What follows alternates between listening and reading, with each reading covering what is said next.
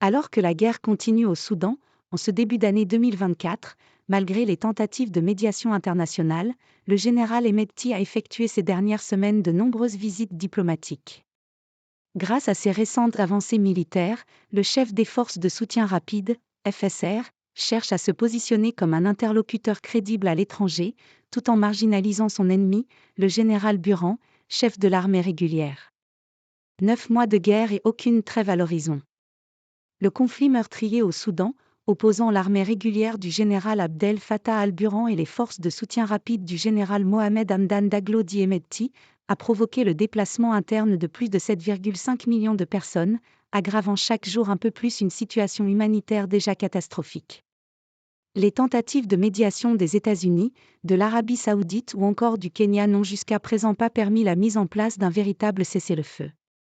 Concentré un temps dans la région du Darfour et dans la capitale Khartoum, le conflit s'est élargi ces derniers mois à d'autres parties du territoire, en particulier au nord-est et au sud-est de la capitale.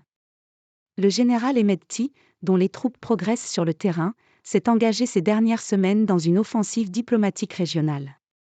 Capitalisant sur ses récents succès militaires, le chef de guerre compte désormais remporter la bataille de l'image. Percée militaire sur plusieurs fronts. L'organisation régionale Network for Cultural Rights a tiré la sonnette d'alarme mi-janvier, estimant que la progression du conflit menace dorénavant les vestiges du royaume de Kouch, des sites classés au patrimoine mondial de l'UNESCO, vieux de 2300 ans. Selon l'ONG, les forces de soutien rapide ont mené 2 incursions ces 2 derniers mois sur les sites de Naka et de Musawara et Sufra, situés à 170 km au nord-est de la capitale. Si l'État du Nil affirme que l'armée de l'air est parvenue à repousser les paramilitaires sans faire de dégâts, ces incursions reflètent la dynamique favorable dans laquelle évoluent les forces du général Hemedti sur le terrain. Selon l'ONG ACLED, Armed Conflict Location et Event Data Project, spécialiste de la collecte de données liées au conflit, les forces rapides contrôlent désormais la quasi-totalité des États du Darfour, dans l'ouest du pays. Elles ont également réalisé au cours des dernières semaines une importante percée dans l'État d'Al-Jazira, au sud-est de Khartoum, dont elles sont parvenues à prendre la capitale, Ouad Madani, le 18 décembre. L'armée en déroute. La prise de cette mégalopole de 400 000 habitants, figurant parmi les plus grandes villes du pays, est passée largement sous les radars médiatiques, focalisée sur l'offensive israélienne à Gaza. Au Soudan, elle suscite de nombreuses critiques à l'égard des forces de soutien rapide, réputées pour leur brutalité, rapidement accusées de se livrer à des exactions et pillages. Mais c'est surtout l'armée régulière qui cristallise la colère.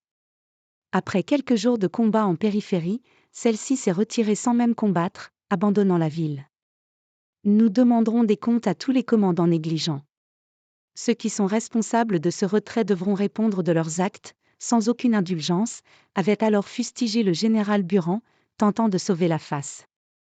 Mais le mal est fait. Les Soudanais s'attendaient à ce que, malgré ses piètres performances à l'ouest, l'armée réussisse mieux à protéger son arrière-cour fluvial historique, peut-on lire dans un récent rapport de l'ONG International Crisis Group. Alors qu'elle n'a remporté aucune bataille majeure, nombre de Soudanais se demandent si elle n'est pas aujourd'hui sur le point de s'effondrer, bien que tous les scénarios restent possibles.